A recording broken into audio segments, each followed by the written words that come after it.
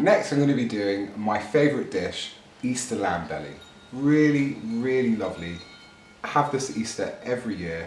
It's my favourite thing. Normally we'll spit roast a whole lamb and we'll sit there for 4 hours just basting it with lemon, olive oil, oregano, and it just comes out so succulent and tasty, it's beautiful. But a nice little twist is you can get just a lamb belly from the butchers. It's dirt cheap. All of this was £4.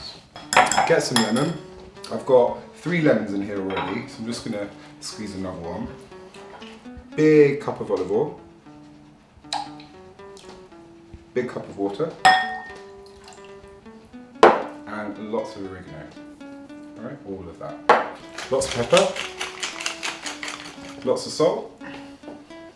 You just want to put some of that in your pan, just so it coats the bottom of the lamb. And then get your belly, doesn't matter which way you put it, just lay it out. You can get this on the bone or off the bone. On the bone is probably a little bit more tasty, but I like the simplicity of off the bone and it's just a bit easier to eat it.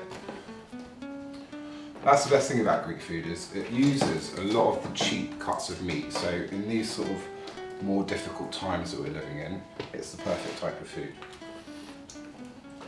So, get all of that in there, and then on top, just put the rest of my juice. I'm going to be covering it in foil and cooking it for 2 hours.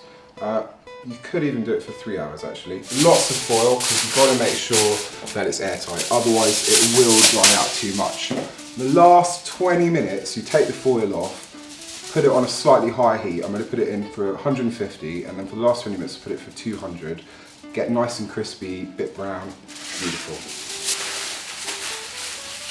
All right, and then pop it in the oven. Every 20 minutes, just give it a check, see how it's doing. Spoon juice over it, make sure it's all nice and covered so that it's all got that flavour of the lemon, the olive oil, the oregano. It is absolutely divine, you're going to love it.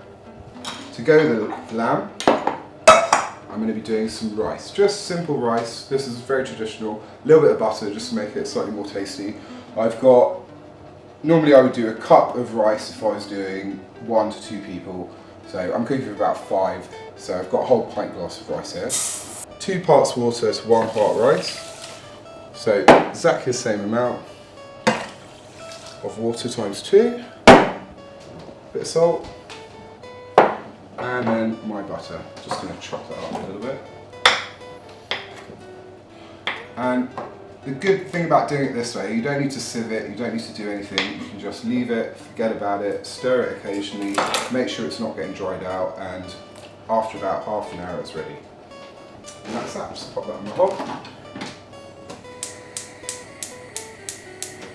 Job done.